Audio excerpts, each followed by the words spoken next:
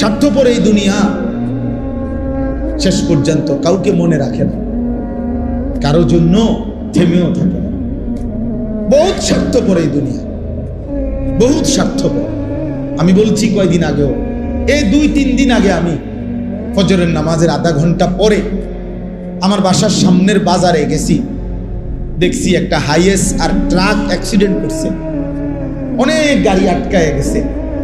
Highest গাড়িটার থেকে ভাইঙ্গা ড্রাইভারটারে বাইর করছে, ড্রাইভারটার এই সাইড পুরো গুঁড়া হয়ে গেছে, কিছুক্ষণের মধ্যে ড্রাইভারটা মারা গেছে।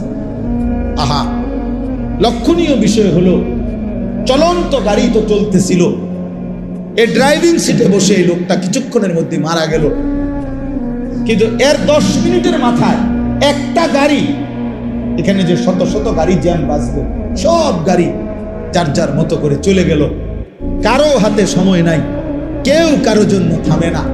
বিকাল বেলা আর কেউ কারো খবরও নাই, চিহ্নও নাই, কারো জন্য কেউ অপেক্ষা করে না, কারো হাতে সময় নাই, কারো হাতে সময় নাই। এজন্য স্বার্থপর এই দুনিয়া শেষ পর্যন্ত কাউকে মনে রাখে না, কারো জন্য থামে না।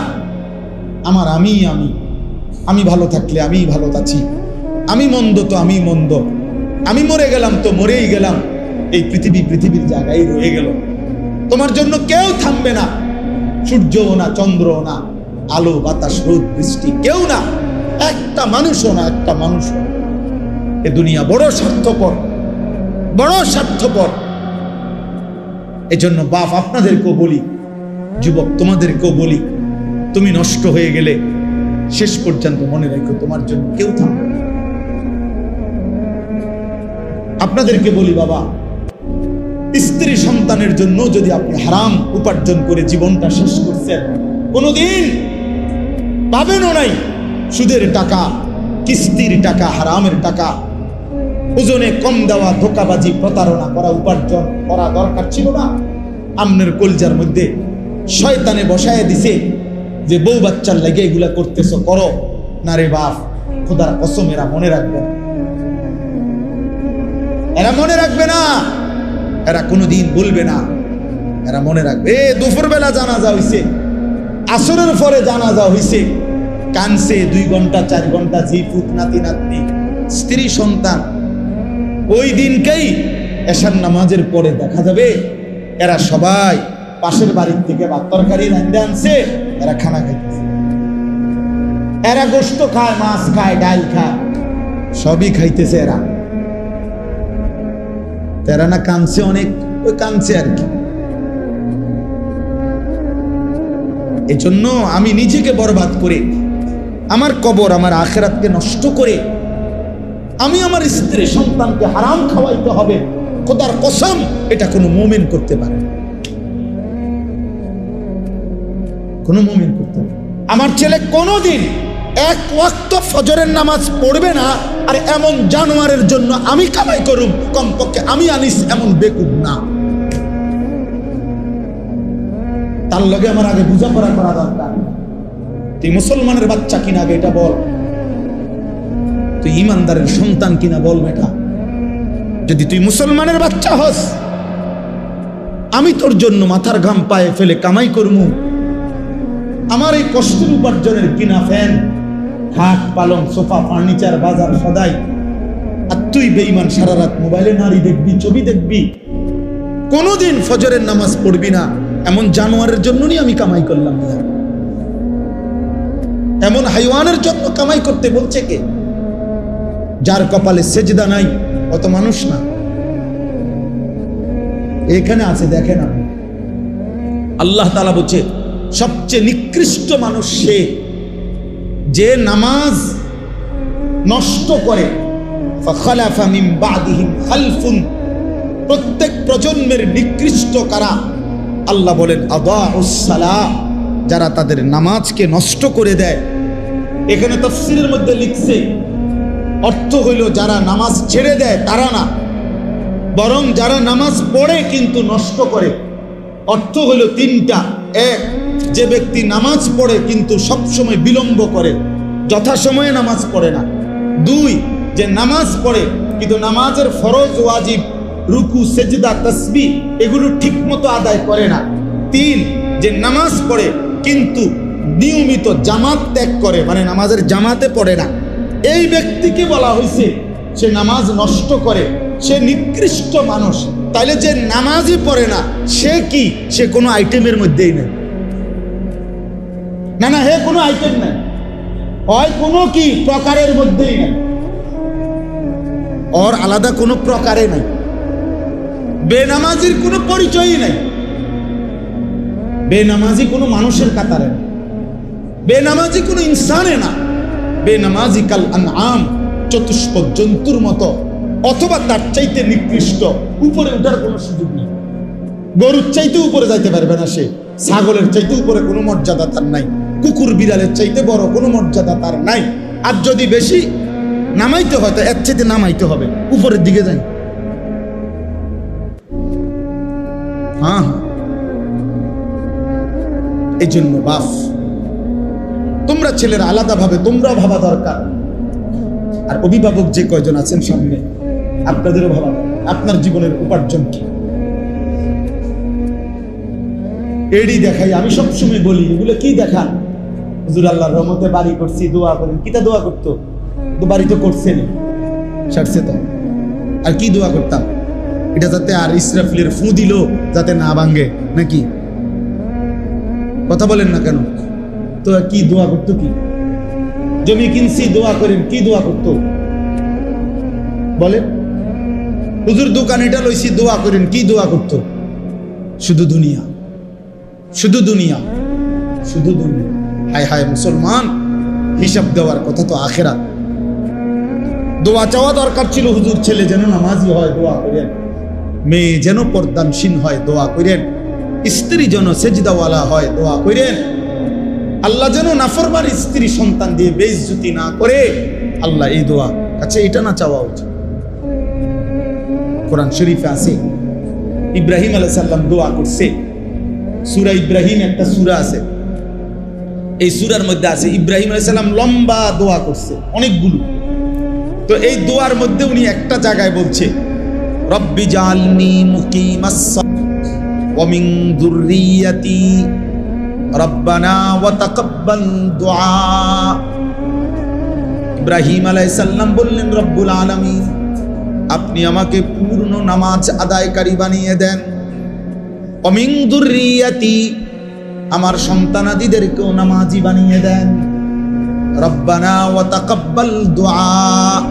এই আশ্চর্য কথা হলো ইব্রাহিম আলাইহিস সালাম বলছে, আল্লাহ আমার আরো দোয়া আছে সামনে কম হেঁটি, কিন্তু এই দোয়াটা এখনই আলাদাভাবে স্পেশালি এক্ষুনি কবুল করে। এটা আমার আলাদা দোয়া, আমি যেন হই নামাজি, আমার সন্তানগুলো যেন হয়। এই হলো বাবার মূল দোয়া।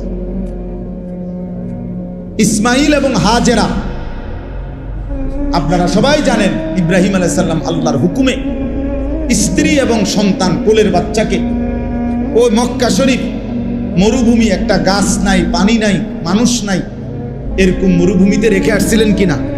কথা বলেন না? এ যখন যেদিন রেখে আসছে, একটা মানুষ নাই, এক বেলা খাবার নাই, এক ফোঁটা পানি নাই, বসার একটা জায়গা নাই, উত্তপ্ত মরুভূমিতে। আপনার আজকে এত হাজার বছর পরে এসেও এখনো রোদেও শরীরটা ফাইটা যায়, মনে হয় যেন আগুন মারে। এই হজ্জে উমরায় আমরা যে যাই দেখি আরাফার ময়দানে, মিনার ময়দানে কি গরমটা, কি গরম, কি গরম। অথচ গাড়িতে এসি, হোটেলে এসি, হারাম শরীফের ভিতরেও কি এসি, কিন্তু এই এয়ার কন্ডিশন ছাড়া 5 মিনিট 7 মিনিটের কষ্টে ঘামে জামাটা সব ভিজা যায়। তাইলে এই ওই সময়ের এই প্রচন্ড উত্তপ্ত গরমের পরিবেশেও কোরআন শরীফে আছে, বাবা ইব্রাহিম আলাইহিস সালাম স্ত্রী সন্তানকে দেখে খোদার কসম প্রথম দোয়া করছে আল্লাহর কাছে, রব্বানা লিয়ুকিমুস সালাহ, আল্লাহ আমি আপনার কাছে দোয়া করি আমার স্ত্রী সন্তান যেন নামাজ আদায় করে, আপনাকে যেন না ভুলে। ভাত মিললে মিলবে, পানি মিললে মিলবে, সেটা আপনার মর্জি, দিলে দিবেন, না দিলে না দিবেন, খাওয়াইলে খাওয়াইবেন, পান করাইলে করাইবেন। তো রব্বানা লিউকিমুস সালাহ, তারা যেন নামাজ আদায় করে, নামাজ আদায় করে। এক সন্তানের জন্য বাবার প্রথম চাওয়া তার নামাজ, এক স্ত্রীর জন্য স্বামীর প্রথম চাওয়া নামাজ, এক মেয়ের জন্য বাবা মার প্রথম চাওয়া তার নামাজ, তার সিজদা, তার পর্দা, তার আখিরাত। কারণ আমরা মুসলমান, আমরা মুসলমান, আমরা বেঈমান না, আমরা দুনিয়াদার না, আমাদের গন্তব্য আখিরাত। আজ যদি আমরা মুসলমান ভুলে যাই আখিরাত, তো আখিরাত মনে রাখবে কে? হিন্দু বৌদ্ধরা, ইহুদি খ্রিস্টানরা? ওরা তো বুঝেই না কিছু। আল্লাহ তো কোরআনে বারবার বলছে ওরা বোকা, আহম্মক, লা ইয়াকিলুন, লা ইয়াফকাহুন। কোরআন সুন্নাহ বিহীন, তারা তো দলালিম মুবিন, স্পষ্ট গোমরাহ। আল্লাহ তাআলা বলছে, মুমিন, আমি তোমাকে ঈমান দিলাম, নবী রাসূল দিলাম, আমার আসমানি কিতাব দিলাম, যুগে যুগে বুঝাইবার জন্য উলামা কেরাম দিলাম, তারপরও পথ হারাইলা কেমন? এই কয়জন ছেলে পেলে বাবা, তোমরাই বলো ভাই, কিসের অভাবে নামাজের গুরুত্ব বুঝলা না? কি আল্লাহ চেনো নাই, না রসুলের নাম শোনো নাই, নাকি কোনো আলেমের মুখে কোনোদিন শোনো নাই, না কোরআন শরীফ কোনোদিন দেখো নাই, নাকি কোনো মসজিদ দেখো নাই জীবনে কোনোদিন, নাকি কোনো আজান শোনো নাই কোনোদিন? কিসের অভাবে হারায়া গেলা যারা নামাজ পড়ো না? বাপ, একটা যুক্তি তো থাকবে, হুজুর আমি এমন মরুভূমিতে ছিলাম যেখানে কোনো মানুষ ছিল না, যার কারণে আমি আল্লাহ চিনি নাই, আখিরাত চিনি নাই। আমি এমন পাহাড়ের গভীরে ছিলাম, আমি এমন সাগরের তলদেশে ছিলাম যেখানে কোনোদিন আজান শুনি নাই, যেখানে কোনোদিন কারো কাছ থেকে আল্লাহর পরিচয় শুনি নাই। চারিদিকে এত মসজিদ, এত মাদ্রাসা, এত উলামা, এত টুপি, এত আজান, তারপরেও তোমরা যারা বাবা দিনের পর দিন নামাজ পড়ো না, কিসের অভাব? কি যুক্তিতে? আল্লাহর সাথে বুঝাপড়াটা কি হবে? রাসূলুল্লাহ সাল্লাল্লাহু আলাইহি ওয়াসাল্লামের সুপারিশ কেমনে হবে? কেমনে হবে? আল্লাহর নবী সাল্লাল্লাহু আলাইহি ওয়াসাল্লাম বলেন, বেঈমানের সাথে ইমানদারের যুক্তি, আল্লাহর নবী বলছে আসসালাহ, নবীজি বলছেন আল আহাদ, চুক্তি। মানে আল্লাহ তাআলার নবী বলছে, আমরা যেন বেঈমানের সাথে এই কথার ওয়াদা করে নিছি, চুক্তি করে নিছি, তুই আল্লাহকে সিজদা দিবি না, আমি ওয়াদা দিলাম, আমি তোর সাথে চুক্তি করলাম, আমি মৃত্যু পর্যন্ত আমার আল্লাহকে সিজদা দেব। এটা হলো মুমিন আর কাফেরের চুক্তি, অর্থাৎ তুই সিজদা দিবি না, আমি দেব। আল্লাহর নবী বলছেন,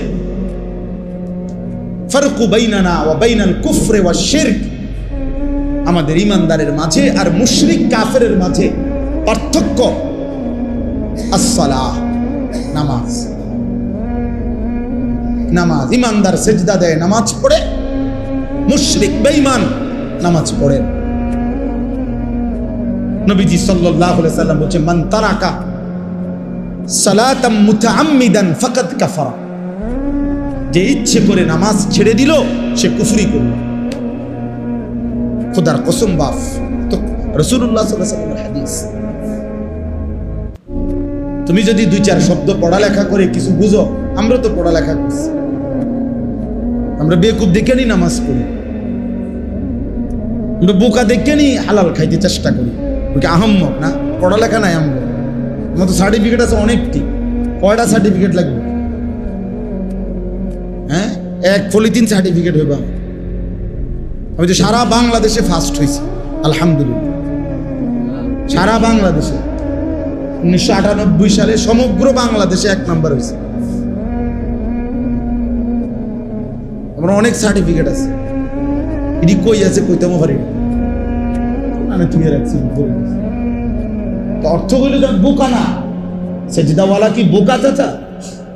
ওরা কি ভাবছে, ওরা কি ভাবছে? শয়তান দুশ্মন ওদেরকে একটা চুলের মধ্যে লাগায় রাখছে, যে সারাদিন চুল ফিরাইবা এভাবে, এতে সালাম, এদের একটা কাম দিছে, শুধু চুলেটারে ফিরাইবা, চুলের উপরে 3 মাসে ডিজাইন বদলাইবা, চুলের উপরে কমপক্ষে 500 টাকা চুলের সেলুনে খরচ করবা। কারণ একেবারে স্পষ্ট কথা মনে রাখবেন, ছেলে বাবা মনে রাখো, চুলের উপরে ব্যস্ত থাকা, চুল নিয়ে, চুলের সৌন্দর্য, চুলের মধ্যে রূপচর্চা, চুল নিয়ে ব্যস্ত থাকা, এটা নারীর স্বভাব। এই জন্য এই পৃথিবীতে নারীর চুলের জন্য হাজারো আইটেমের তেল প্রসাধনী আছে। নারীর সৌন্দর্য তার চুলে, এই জন্য নারী তার চুল সুন্দর রাখা, লম্বা করা, চুলের উপরে, সৌন্দর্যের উপরে বহু ফিকির করে। এই জন্য যেই সমস্ত ছেলে এই চুল নিয়ে ব্যস্ত, তোর মধ্যে মূলত পৌরুষ নাই, নারীর স্বভাব তোর উপরে গালেব, এই জন্য তোর মধ্যে এই মানসিকতা। পুরুষ যেটারে বলে ওটা তুই হারায় ফেলছে।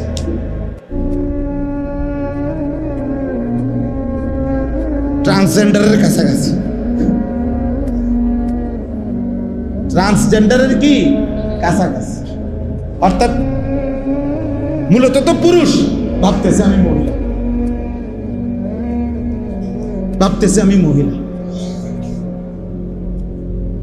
আল্লাহ আমাদেরকে বিবেক দান করে। এই জন্য বললাম, আমি ব্যক্তিগতভাবে আমরা চেষ্টা করি এই কিছু, আমি এমনি এটা লেখাইছি, অর্থ হইল যে আমার উদ্দেশ্য কিশোর যুবকদের আবার আলাদা, ওদেরকে আলাদা ডেকে নিয়ে ওদের জন্য ইসলাহি মজলিস হোক, ওদেরকে আলাদা বলি। আমার মাদ্রাসায় ফেব্রুয়ারি মাসে 8 ফেব্রুয়ারি আলহামদুলিল্লাহ একবার সকাল 10টা থেকে আসর পর্যন্ত আমাদের মাদ্রাসায় আমি শুধু এই 15 থেকে 30 বছরে একদম কাগজে কলমে এন্ট্রি করায়া দিনব্যাপী আমি নিজেও, আমার শায়েখ আল্লামা মুফতি মুশতাকুন নবী কাসিমি, আসরের পরে যিনি বয়ান করছেন আমাদের প্রিয় ভাই মুফতি ইউসুফ বিন ইকবাল, আমাদের কুমিল্লার একজন বড় আলেম আল্লামা মুফতি আমজাদ হুসাইন দামাত বারাকাতুহুমুল আলিয়া, একজন বড় MBBS ডাক্তার, দাওয়াত ও তাবলীগের সাথী, উনারের সহ দিনব্যাপী শুধু 15 থেকে 30 বছরের ছেলেদের জন্য আলাদা ইসলাহি মজলিস করছি 10টা থেকে আসর পর্যন্ত। ওদের কাছ থেকে একটা টাকাও নেই নাই, নিজেরাই খাওয়াইছি, নাস্তা খানা সব। আলহামদুলিল্লাহ প্রায় 400-500 ছেলে একদম নাম লিস্টি করা, ওই যে ওই ভাই গেছে মাশাআল্লাহ, নাম লিস্টি করা 4 থেকে 450 ছেলে উপস্থিত হয়েছে আলহামদুলিল্লাহ। তো এই জন্য আলহামদুলিল্লাহ আল্লাহর দয়ায় ওই একদিনের এটা করে হিম্মত হয়েছে। এই জন্য এই আগস্ট মাসে ইনশাআল্লাহ আমাদের মাদ্রাসা, আমার মাদ্রাসা হলো কুমিল্লা ক্যান্টনমেন্টের উত্তরে ময়নামতি সাহেবের বাজার, ওই বাজারে নামলেই আমার মাদ্রাসা জিজ্ঞেস করলেই আমার নাম দেখায় দিবে। ওইখানে এই আগস্ট মাসের 5, 6, 7 এই 3 দিন, মঙ্গল, বুধ, বৃহস্পতিবার, এইবার নিয়ত করছি যে 3 দিন ব্যাপী তারবিয়াতি প্রশিক্ষণ মজলিস কোর্স আমার মাদ্রাসা ওই সময় বন্ধ থাকবে। এই জন্য ছাত্ররা সব বাড়িতে চলে যাবে, পুরা মাদ্রাসা বন্ধ অবস্থায় নিয়ত করছি যতজন ছেলে হয় সারা দেশের ইনশাআল্লাহ এই 15 থেকে 30 বছর বয়সী ছেলেরা 3 দিন থাকবে। আগের দিন সোমবার 4 তারিখ মাগরিবের নামাজের আগে আগে এসে উপস্থিত হবে। মঙ্গলবার ফজরের পর থেকে বৃহস্পতিবার আসর পর্যন্ত এই রাত দিন একসাথে ইনশাআল্লাহ আমার ওস্তাদ আছে, আলেম আছে, আমার ওনাদেরকে মাধ্যমে এই কিশোর যুবক ছেলেদের জন্য ওযু, গোসল, নামাজ, রুকু, সেজদা, ছোট্ট কয়েকটা সূরা, কয়েকটা দোয়া, আত্তাহিয়াতু, দুরূদ শরীফ, দোয়ায়ে মাসুরা, বিভিন্ন সুন্নাত, মোটা দাগের মৌলিক এবং তার নৈতিক চরিত্রে ক্ষতিকর কি কি জিনিস, মদের অপকারিতা, জুয়ার অপকারিতা, তারপরে নারী জিনা ব্যভিচারের অপকারিতা, এর থেকে বাঁচার উপায় কি ইত্যাদি বিষয়ের উপরে ইনশাআল্লাহ রাত দিন মিলে আমি নিজে শহর থেকে প্রশিক্ষণ কোর্সের আয়োজন করছি আলহামদুলিল্লাহ।